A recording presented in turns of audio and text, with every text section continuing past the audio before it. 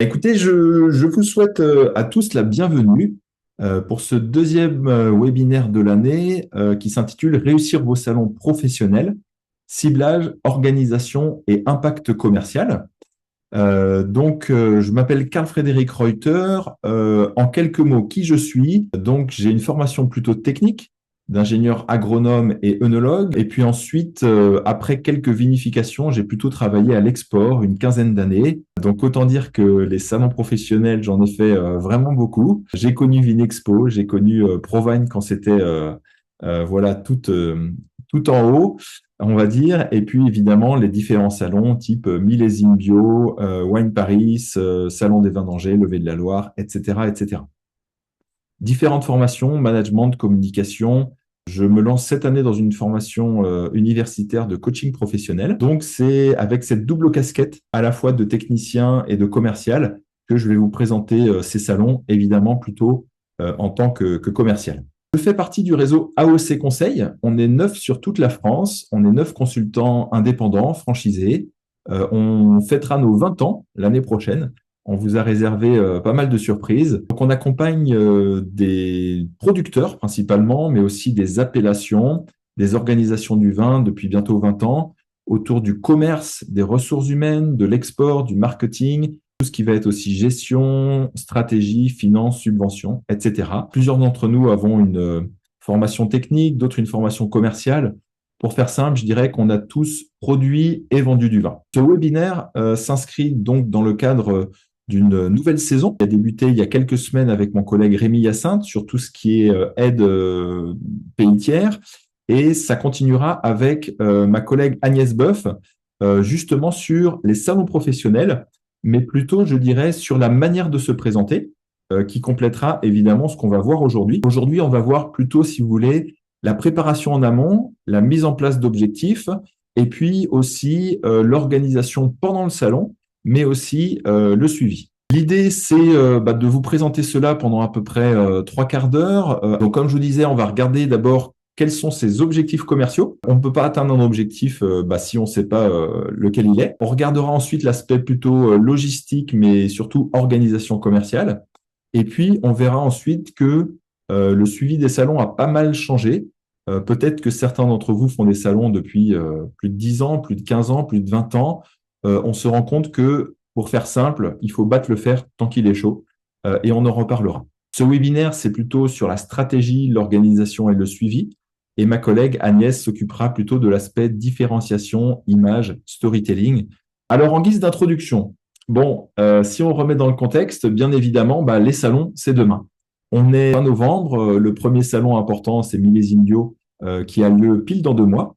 Donc, du coup, évidemment, il faut s'en occuper. Les 3 erreurs qui sont très fréquentes que je vois sur les 15-20 domaines que j'accompagne chaque année, très souvent, on va y aller sans objectif clair. Exemple, on veut se développer à l'export. Voilà, on sent bien que le marché français, c'est compliqué. Certains marchés à l'export sont aussi compliqués, mais ça l'est quand même moins. Donc, évidemment, vouloir juste se développer à l'export, c'est quelque chose qui n'est pas suffisant. Ensuite, on va souvent se rendre compte que on n'est pas forcément assez organisé en amont. On ne sait pas forcément quand il faut lancer les choses. Peut-être que certains d'entre vous ont commencé à prospecter, mais tout le monde leur répond écoutez, vous êtes gentil, là, c'est les ventes de Noël. Donc, rappelez-moi en janvier. Donc, on va réfléchir à tout ça. Et puis, surtout, on se rend souvent compte que le suivi n'est pas suffisamment structuré. Combien d'entre vous, et peut-être même d'entre nous, je me mets peut-être aussi à l'époque dedans, on attendait trop. On attendait au moins 2 semaines pour envoyer des emails. On faisait pas forcément le suivi pour les personnes qu'on avait rencontrées qui étaient moyennement intéressantes.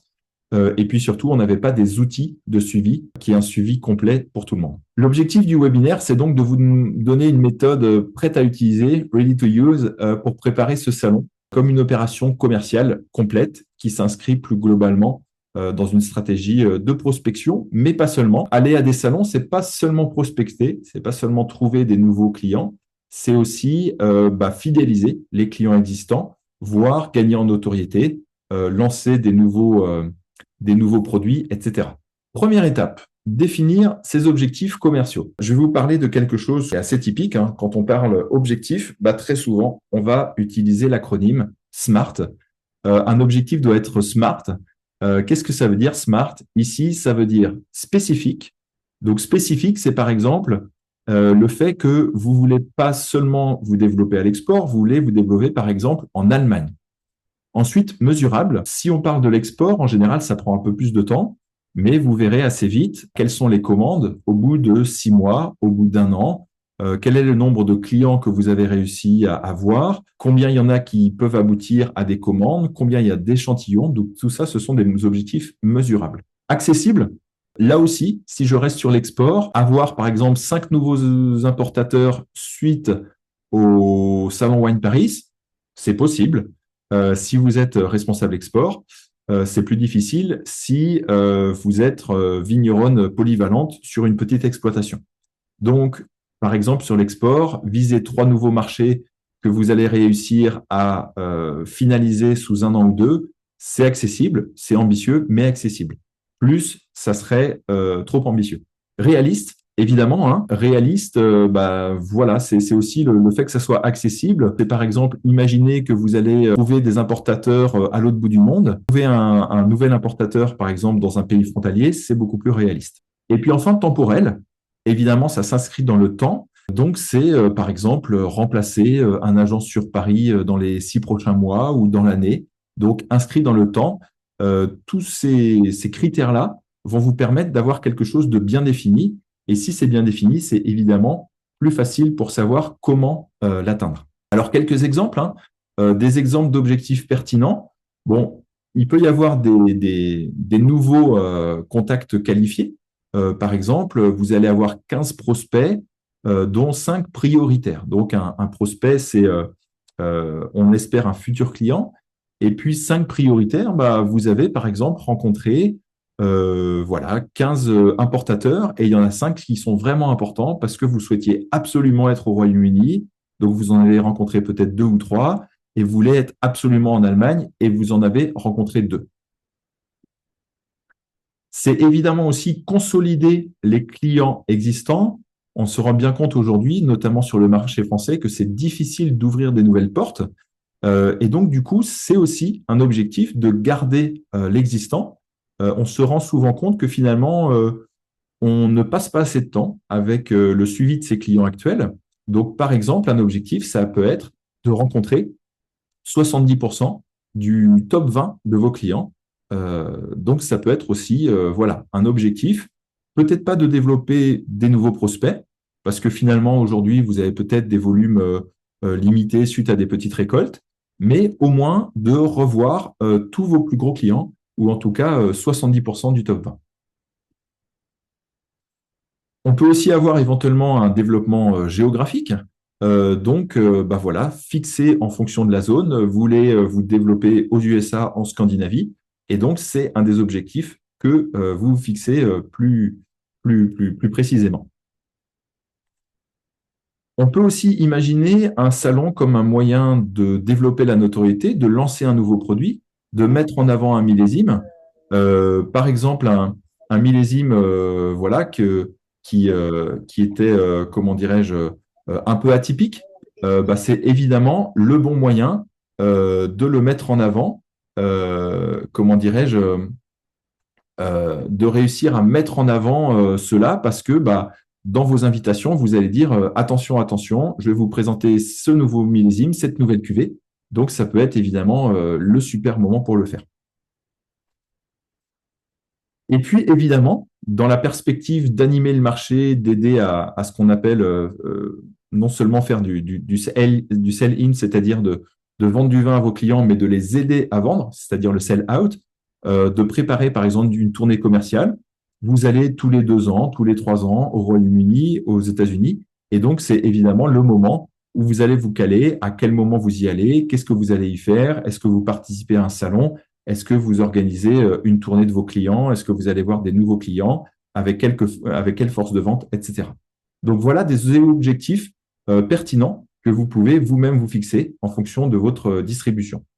Donc, évidemment, ces objectifs, ils doivent correspondre à vous. Donc, ça commence par regarder votre distribution, regarder finalement ce qui fonctionne moins bien, voir où est-ce que vous en êtes sur l'export, quels sont les marchés principaux où vous souhaitez vous développer, en regardant tout simplement les chiffres de vos interprofessions, de voir que, par exemple, l'Allemagne fait partie du top 5 de vos marchés et vous n'avez aucun importateur. Donc ça, évidemment, ça paraît assez évident que ça va être un de vos objectifs. Regardez évidemment les différents chiffres, où est-ce que vous êtes vendu, qui est-ce que vous n'avez pas vu depuis un moment, etc., etc. On aime bien dire chez AOC Conseil que si on n'a pas 10 rendez-vous fixés avant un salon, voire même 15, ça ne sert à rien d'y aller. Et je parle bien de rendez-vous fixés. Vous pouvez avoir des prospects qui vont vous dire « je vais essayer de passer ». Bon, ça, ce n'est pas un rendez-vous fixé. Donc, c'est vraiment un objectif fort d'avoir ce genre de rendez-vous. Si c'est plus, évidemment, c'est encore mieux.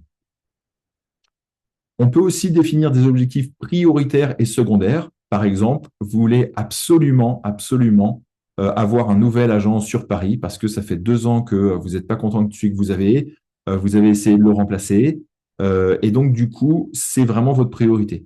Et puis peut-être que une priorité un peu moins forte, ça serait de vous développer sur les pays scandinaves. Donc c'est aussi important d'avoir des objectifs prioritaires et secondaires, et bien évidemment, de ne pas en avoir trop. On dira que voilà, d'avoir 3 à 5 objectifs prioritaires et la même chose en objectif secondaire, c'est suffisant.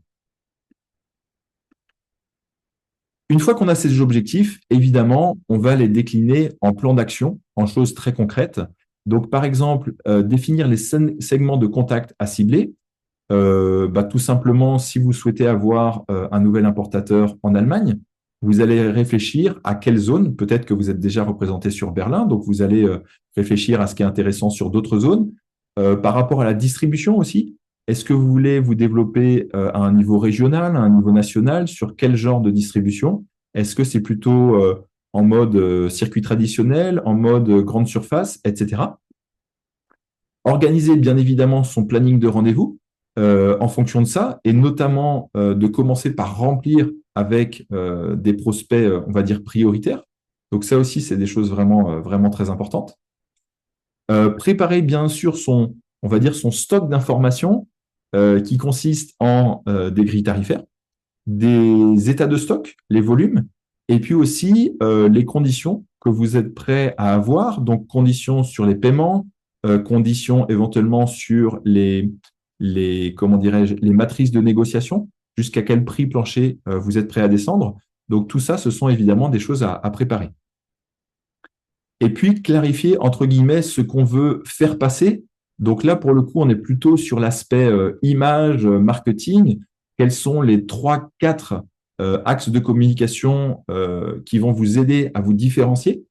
Et là, bien évidemment, je vous incite à suivre le webinaire d'Agnès dans moins d'un mois sur pitcher, argumenter, convaincre, qui vous aidera bien sûr à travailler tout ce fond, mais aussi la forme, pour pouvoir encore une fois vous différencier.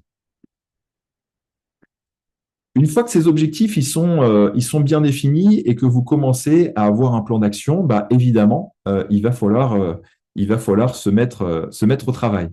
Donc, premièrement, on va avoir, à partir de maintenant, à J-60, une préparation administrative, documentaire, logistique, qui va commencer par vos tarifs. Donc, les tarifs 2026, vous pouvez déjà vous en occuper. Vous pouvez même déjà les diffuser auprès de vos plus gros clients. L'idéal, si vous voulez, c'est que ces tarifs soient clairs avant même que les salons aient lieu. Pourquoi ça? Premièrement, parce que pendant les salons, vous allez, comment dirais-je, vous aurez d'autres sujets à discuter que les tarifs. Ça sera beaucoup plus intéressant, beaucoup plus porteur pour votre marque de parler de comment va se gérer l'année à venir. Mais il ne faut pas que les tarifs soient un sujet de Discord qui vous prend du temps. Il vaut mieux aller de l'avant, parler des nouveautés, parler des nouvelles cuvées, parler des tournées, parler de toutes ces choses qui vont dynamiser vos ventes, plutôt que de parler encore, de réfléchir, est-ce que vous augmentez de 10 centimes, de 20 centimes, etc. Donc, je vous engage déjà à caler ça maintenant. Ça peut être aussi l'occasion d'avoir des commandes avec le tarif 2025 avant que le tarif 2026 ne se mette en place au 1er janvier. Si vous augmentez au 1er janvier, ce qui est souhaitable, Ça veut dire que évidemment, il faut l'envoyer un petit peu en amont, idéalement un mois à l'avance. Parlez aussi de volume disponible. Quand vous envoyez vos tarifs, je vous engage fortement à rappeler les volumes qui ont été pris auprès de vos différents clients, hein. Même un petit caviste, ça peut l'intéresser de savoir quel volume a été pris voilà, sur l'année 2025 et lui proposer un volume pour l'année 2026. Si vous avez une baisse de volume disponible, bah, il comprendra mieux que vous ayez une augmentation tarifaire plus importante. Et si au contraire, vous avez encore des gros stocks, il comprendra que vous ayez très peu touché à vos tarifs. Voilà. Les tarifs, on peut les changer en global, on peut les changer en fonction de tel ou tel client. Si vous avez par exemple des clients historiques qui ont des prix particulièrement bas, c'est peut-être le moment de les réajuster. On part souvent d'une base, si vous voulez, correspondant à l'inflation, de l'ordre de 2-3%. Et donc, à partir de là, on arrive à avoir quelque chose d'assez judicieux entre le marché, votre état de stock à vous et la dynamique du domaine. Bien évidemment, des documents comme des fiches techniques, mais aussi des analyses chimiques pour être prêt à répondre à des besoins spécifiques de certains marchés. Et puis, bien évidemment, des supports visuels cohérents. Je pense notamment à une présentation type PowerPoint qui ferait quelques slides pour expliquer en quelques images, quelques mots-clés, un peu qui vous êtes. Évidemment, des documents qui doivent être aussi traduits. État des stocks. État des stocks, hein, donc à la fois le volume disponible du client, le volume disponible éventuellement pour tel marché, mais aussi les états des stocks plus globaux. On n'oublie pas évidemment l'aspect purement logistique, hein, matériel. Donc, est-ce que j'ai réservé mes verres? Est-ce que j'ai de la glace? Comment je gère le froid? Est-ce que j'ai des bannières? Donc là, évidemment, tout dépend des salons. La plupart des salons professionnels n'acceptent pas trop des quinquémonos. Par contre, vous pouvez tout à fait avoir, par exemple, des cadres qui vont vous permettre de décorer un peu votre stand. Vous pouvez aussi avoir un iPad, par exemple, une tablette. Donc, il y a pas mal de choses qui sont possibles. On peut aussi imaginer des petites brochures, même si aujourd'hui, des brochures imprimantes sont assez peu utilisées dans le cadre de salons professionnels. On approche du salon et donc, c'est le moment où vous allez être vraiment à structurer votre fichier prospect et client et évidemment à contacter toutes ces personnes pour avoir un maximum de calendrier rempli. L'idée, c'est, dans l'idéal, de se bloquer un créneau toutes les semaines. Alors, ça peut être même 1 heure par jour, mais déjà, voilà, une demi-journée par semaine, c'est déjà pas mal pour tout simplement préparer vos clients, les inviter. Donc ça, je vous conseille de le faire plutôt à partir de janvier. De préparer à profiler des contacts. Exemple, vous avez un objectif de trouver 2 nouveaux importateurs régionaux en Allemagne. À vous de commencer à profiler des contacts à partir de bases de contacts que vous pouvez avoir ou que voilà qu'on peut éventuellement vous fournir aussi. À partir de là, sur 50 contacts, vous passez à peu près 10 minutes, pas plus, pour vous dire, OK, celui-là, il peut m'intéresser parce qu'il n'a pas de vin équivalent dans sa gamme, parce que en termes de marque, il a l'air d'aimer les domaines comme le mien, parce que son site internet a l'air tout simplement bien fait, et idéalement parce que vous avez contacté des fournisseurs qui correspondent assez bien à vos attentes. D'autres fournisseurs de ce prospect. À partir de là, on envoie un email et puis dans les 3 jours, on prend le téléphone. Prendre le téléphone aujourd'hui est absolument indispensable parce que évidemment la concurrence est accrue. Il y a encore quelques années, envoyer des emails, ça pouvait se tenter. Aujourd'hui, il faut prendre clairement le téléphone. Donc évidemment, il faut que le discours soit clair. Et là, encore une fois, je vous invite à suivre le webinaire de ma collègue dans quelques semaines. Évidemment, il s'agit aussi de récupérer l'historique. Bien évidemment, il faudra inviter les prospects de précédents salons, les clients, même anciens, même ceux qui ne commanderaient pas. Donc, voilà, tous les emails, les commandes, les échanges que vous avez pu avoir. Hein. Vous calez aussi une fiche, finalement, hein, avec chacun de ces rendez-vous. Donc, une fiche rendez-vous où vous allez avoir les statistiques de vente, évidemment l'heure à laquelle vous avez ce rendez-vous, et puis les sujets que vous souhaitez aborder. Donc, ça peut être évidemment comment se portent les ventes, des nouvelles du marché, quelles sont les animations qui sont prévues, quelles sont les demandes spécifiques, et évidemment discuter aussi d'un objectif commercial sur l'année, quoi. Organiser les plages horaires, voilà, pour évidemment structurer les choses et s'assurer que les rendez-vous se superposent pas. Et puis, une fois que on a appelé pas mal de prospects, petit à petit, on arrive évidemment à remplir son calendrier. Je vous engage là aussi à envoyer des liens, par exemple avec Calendly ou même avec Google Agenda, pour remplir votre calendrier et que la personne ait comment dirais-je, un support, une invitation bien claire qu'elle aura validée pour être sûr qu'elle vienne le jour J. Alors justement, le jour J, qu'est-ce qu'on fait? On organise physiquement son stand, quelque chose de tout simple, hein. C'est une fois qu'on a installé tout, de regarder voilà, si les choses sont bien installées, si les bouteilles sont bien mises en avant. Est-ce qu'on a toute la gamme qui est présente, même sans avoir, comment dirais-je, les bouteilles à la dégustation? C'est important d'avoir une gamme qui est toujours visible, même si on ne fait pas déguster ces vins-là à ce moment-là. D'avoir quelques éléments en fonction de la taille que vous avez. Ça peut être des éléments du terroir, ça peut être quelques photos, ça peut être une tablette. Ça, ce sont vraiment des choses importantes. N'hésitez pas à le prendre en photo et pourquoi pas à l'envoyer à des personnes sur le stand pour qu'elles vous disent un petit peu comment ça se passe. Voilà. Gestion du flux, bien évidemment. Là, c'est plutôt une question, si vous venez seul ou à plusieurs, évidemment, l'idée, c'est de s'assurer que même les visiteurs spontanés, peut-être que des fois, vous allez avoir des visiteurs très importants qui n'ont pas bloqué un rendez-vous et qui viendront quand même. Donc, peut-être que c'est à ce moment-là où faut réussir à le garder sous la main, à lui dire, écoutez, voilà, je peux vous accueillir sur la table d'à côté, on fait les deux rendez-vous en même temps, et puis évidemment d'accélérer un peu plus le rendez-vous avec la personne qui serait éventuellement un peu moins intéressante. Voilà. Donc ça, c'est vraiment très, très important. Euh, on a souvent en tête que avoir beaucoup de gens à son stand, c'est bien. En face de vous, vous pouvez avoir des clients qui ont maximum une demi-heure à vous apporter et qui viennent déjà 10 minutes en retard, quoi. Donc, pensez-y. Pensez bien à passer le temps correspondant proportionnellement à leur importance. Voilà.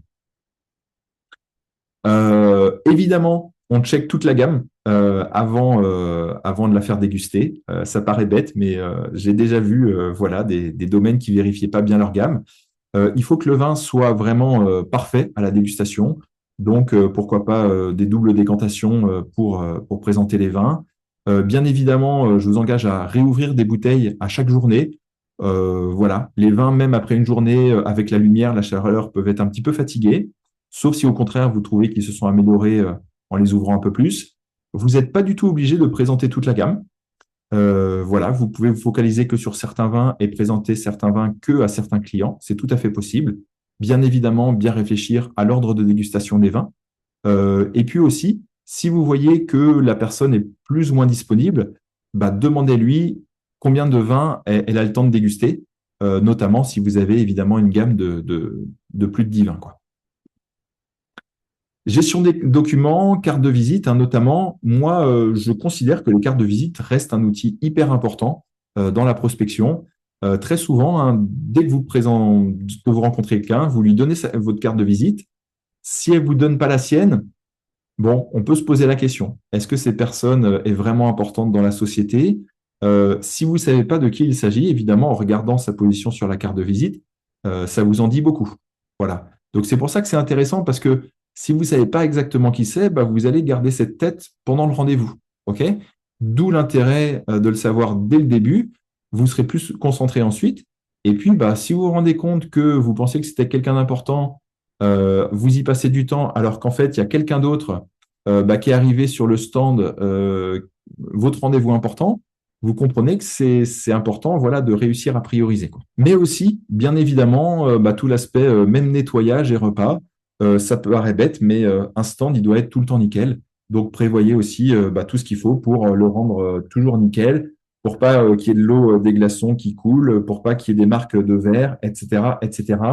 On évite de manger sur un stand. On essaye de se caler à l'avance. Voilà, si vous arrivez à 9 heures et qu'il n'y a personne pour se prendre un sandwich, bah, profitez-en à ce moment-là. Ça serait vraiment dommage de perdre une heure à la pause et comment dire, de rater évidemment des rendez-vous importants. Ça peut paraître pour des détails, mais je peux vous assurer que bah, ça peut éventuellement faire la différence. Imaginez que vos prospects et même vos clients, ils vont voir vraiment beaucoup de personnes pendant ces salons-là. Donc, toutes ces petites choses en plus, bah, ça vous fait des points en plus, quoi. La gestion directe des rendez-vous, concrètement, moi, je vous conseille de prendre tout de suite en photo la carte de visite, en tout cas dès que le rendez-vous est fini. Ça peut arriver de perdre des cartes de visite, on s'en veut souvent après. Remplir une fiche par client pendant le rendez-vous. Donc, ça permet aussi là d'être bien clair, de noter par exemple les vins qui ont été dégustés, ceux qui ont été appréciés, les choses que vous devez faire. Est-ce qu'il faut envoyer des échantillons? Est-ce qu'il faut envoyer des tarifs? Est-ce qu'il faut redire sur quel état vous êtes déjà présent aux États-Unis, ce genre de choses. Si la personne n'est pas venue, l'appeler en fin de journée. Voilà. Si la personne répond et qu'elle vous dit ah je suis vraiment désolé, j'ai eu un empêchement, j'ai été bloqué à l'arrivée pour déposer mon bagage, etc. C'est pas du tout la même chose que si elle vous répond pas du tout. Donc vous pouvez évidemment la caler le lendemain. Au moins, si vous voulez, même si la personne n'est pas très intéressée, bah, au moins vous savez à quoi vous attendre. C'est-à-dire que si elle répond pas du tout alors qu'elle devait venir, bon bah au moins vous savez que vous devez passer à autre chose. Et ça, c'est toujours intéressant. Et puis, si vous avez bah, au tout début du salon des gens qui vous ont pas donné de nouvelles, vous les avez relancés une fois, deux fois, email, téléphone, pas de réponse, bah, profitez-en au tout début du salon en disant bah voilà, je vous ai contacté, vous m'avez pas dit si vous étiez disponible, sachez que j'ai un créneau de telle heure à telle heure pour venir, je serai très heureux de vous voir. Voilà, en rajouter une couche, c'est toujours intéressant. On peut avoir tout à fait des gens qui, jusqu'au dernier moment, se refusent un peu à prendre des rendez-vous. Néanmoins, je vous engage vraiment très fortement à prendre des rendez-vous. Et d'ailleurs, on pense que des salons comme Millésime Bio ou le Salon des Vins d'Angers, la Levée de la Loire, sont des salons où on ne prend pas de rendez-vous. Je peux vous assurer qu'on prend des rendez-vous aussi à ces salons-là. Un peu comme avant un salon particulier, on va prendre des commandes avant le salon. Bah, de la même manière, hein, un salon, on va prendre des rendez-vous avant, pardon, un salon professionnel. Maintenant, pour ce qui est du suivi. Bah, pour ce qui est du suivi, si vous voulez, l'idée, c'est de battre le fer tant qu'il est chaud. Donc, dès le soir du rendez-vous, ou maximum en 48 heures, on va envoyer un email récap. On va remercier la personne, on va rappeler les points saillants du rendez-vous. On va dire aussi, voilà, j'ai bien noté de vous envoyer des échantillons que vous recevrez à tel moment et je vous rappelle le mardi suivant de vraiment donner la prochaine étape, quoi, de jamais laisser la personne sans qu'on sache déjà à quel moment on va la rappeler, à quel moment on va faire quelque chose. Bien évidemment, enregistrer le contact, enregistrer aussi, pourquoi pas, sur LinkedIn, notamment pour l'export, pourquoi pas aussi sur Instagram pour vraiment aussi bah, garder un lien. Et puis bien noter, voilà, sur du numérique, ce qu'on s'est dit. Alors, dans l'idéal, c'est avec un logiciel type CRM, type Wineries, mais on peut tout à fait aussi le faire sur des tableaux Excel si vous êtes à l'aise et si vous avez une manière bien à vous de vous y retrouver, quoi. Cet email dans les 24 heures, il a aussi pour but, si vous voulez, de garder une trace de cet échange-là, de savoir bah, tout de suite, quand c'est encore chaud, de savoir ce qui a été dit. 5 jours après, cet email, donc vraiment la semaine après le salon, hein, donc vous voyez que c'est très rapide, on va appeler tous ces prospects. Et si on n'a pas de nouvelles, si la personne ne nous rappelle pas, on va l'appeler tous les 3 jours. Donc vous voyez que l'idée, encore une fois, c'est vraiment de battre le fer tant qu'il est chaud. Pourquoi ça? Bah, tout simplement parce que la concurrence s'est accrue et que peut-être que votre importateur en Allemagne, il n'était pas forcément clair s'il voulait un Bordeaux ou un Côte-du-Rhône. Il voulait peut-être un vin à tel prix, avec tel profil. Et donc, du coup, bah, le risque d'attendre trop, c'est évidemment que quelqu'un d'autre vous remplace. Donc, l'idée, c'est de relancer assez vite jusqu'à un moment où, au bout d'un moment, bah, on va se dire, bon, pas de nouvelles, ça fait un mois, qu'est-ce que je fais? Ma recommandation, c'est d'envoyer un email avec une offre de lancement en disant, par exemple, écoutez, vous avez dégusté les vins, on n'a pas eu d'échange depuis. Moi, ce que je vous propose, c'est en offre de lancement, une offre un peu qui tout double, d'offrir des échantillons, 5%, 10%, avec une date limite, ce qui permet de cranter un peu, quoi. Si la personne, même avec une super offre, n'est pas prête à passer le pas, ou en tout cas ne vous donne pas de nouvelles, bah là, dites-vous que c'était pas forcément le bon moment. Donc, elle va passer du statut de prospect chaud, c'est-à-dire quelqu'un qui peut commander n'importe quand, parce qu'il a dégusté vos vins et parce qu'il a vos tarifs, au statut de prospect froid, que vous allez relancer de manière plus espacée, par exemple tous les 2 mois, tous les 6 mois, et souvent de manière groupée, en envoyant par exemple les dernières actualités du domaine, en envoyant la dernière revue de presse, en envoyant les dernières fiches techniques, etc., etc. Et donc, ça, c'est vraiment important. Pourquoi? Parce que ça va vous permettre d'optimiser votre temps et donc de vous focaliser vraiment sur ceux qui sont les plus prêts à commander tout de suite, quoi. Voilà. Par contre, avec ces prospects chauds, il faut les relancer régulièrement et plutôt par téléphone. Renvoyer des emails, aujourd'hui, c'est vraiment pas suffisant, ni avant un salon, ni après un salon. Et puis voilà, envoyer des nouvelles, évidemment, régulièrement. Ça permet aussi de faire un bilan sur le salon, pour le coup, hein, sur l'aspect coût. Il y a évidemment le stand, il y a aussi le transport, il y a aussi le temps que vous avez passé. Même si vous êtes gérant ou gérante du domaine, vous avez évidemment votre temps qui doit être calculé, les échantillons, les retombées, combien de personnes vous avez rencontrées, combien vous avez récupéré de nouveaux contacts. Il n'y a pas forcément des commandes tout de suite, mais vous pouvez en avoir aussi. Peut-être que ça aboutit à des nouveaux rendez-vous. Peut-être aussi que dans les retombées, vous avez rencontré des collègues vignerons et vigneronnes qui vous ont échangé des contacts. Et c'est évidemment quelque chose d'intéressant. Assez souvent, on va réussir à trouver des nouveaux clients par l'intermédiaire de confrères d'autres régions. Donc ça, c'est aussi évidemment quelque chose d'intéressant. Évidemment, ça justifie ou non l'inscription l'année suivante, pas seulement parce que vous avez des nouveaux prospects, mais aussi parce que vous avez éventuellement vu ou pas des clients existants. Notez évidemment tous vos points d'amélioration. Ça peut être des choses vraiment bêtes comme nous avions oublié d'imprimer des tarifs ou nous avions oublié de prendre une machine à café qui aurait été intéressante sur notre stand, par exemple. C'est des choses aussi bêtes que ça. Ou alors, tout simplement, de ne pas envoyer ces premières invitations au mois de décembre, mais de les envoyer que début janvier. Ça dépend vraiment de chacun. Donc, faites vraiment ce travail de bilan. Alors, vous pouvez le faire déjà un mois après sur les points d'amélioration, mais pour le reste, c'est intéressant d'attendre un petit peu pour y voir plus clair, quoi. Alors, en guise de conclusion, premièrement, que la réussite d'un salon, c'est bien évidemment des objectifs clairs. Et encore une fois, il faut qu'il soit vraiment smart, quoi, hein. Donc il faut qu'il soit détaillé. C'est que si vous avez ces objectifs que vous allez réussir à les atteindre. Je rappelle que avoir, par exemple, 3 nouveaux marchés export, c'est vraiment le maximum, quoi. Donc, il vaut mieux avoir des objectifs prioritaires et secondaires. Ça sera beaucoup plus facile pour les atteindre. Mais faites ce travail de les définir. Sinon, bah voilà, vous allez envoyer juste des invitations grâce aux plateformes qui existent. Utiliser uniquement les plateformes, ce n'est pas du tout suffisant pour avoir assez de rendez-vous. Il faut aussi prospecter en direct à partir de bases de données. Organiser son temps en amont, mais aussi le jour même, comme je vous l'ai dit. Et donc, ça commence maintenant. Alors, peut-être que vous pouvez attendre le mois de janvier pour toutes les invitations sur le marché français.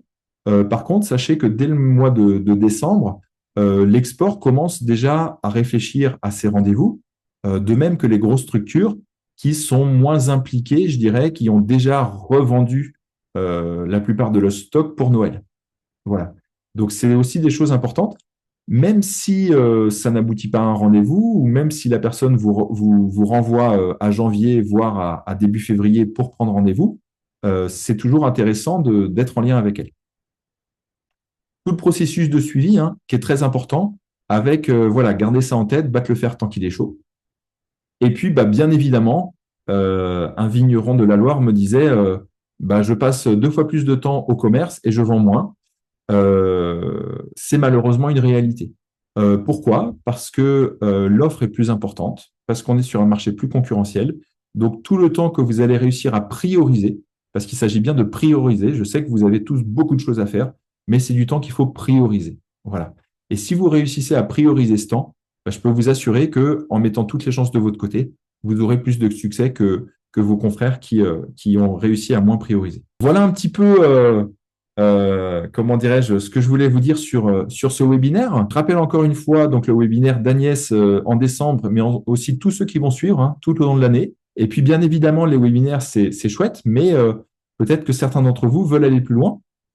Donc n'hésitez pas à contacter quelqu'un d'AOC Conseil. On est neuf sur la France, on n'est jamais loin d'un domaine. Et puis bien évidemment, il y a aussi ce que nous on appelle le diagnostic flash. Qu'est-ce que c'est? C'est un état des lieux qu'on vous propose gratuitement, sans engagement. On vient à peu près 2 heures sur le domaine. On regarde avec vous l'outil de production, pardon, les outils de communication, les outils commerciaux, les ressources humaines. On reprend aussi des documents comptables. Et puis, on vous fait un rapport et éventuellement une proposition d'accompagnement qui, elle, est facturée, mais qui n'est pas obligatoire. Voilà. Donc là, évidemment, bah, ça vous permet d'y voir plus clair sur l'aspect commerce, mais pas que. Voilà, donc je vous engage bah, évidemment à poser toutes vos questions. Alors ça peut être évidemment maintenant, ça peut être aussi évidemment plus tard, soit en face à face avec moi ou avec quelqu'un d'autre de l'équipe AOC Conseil.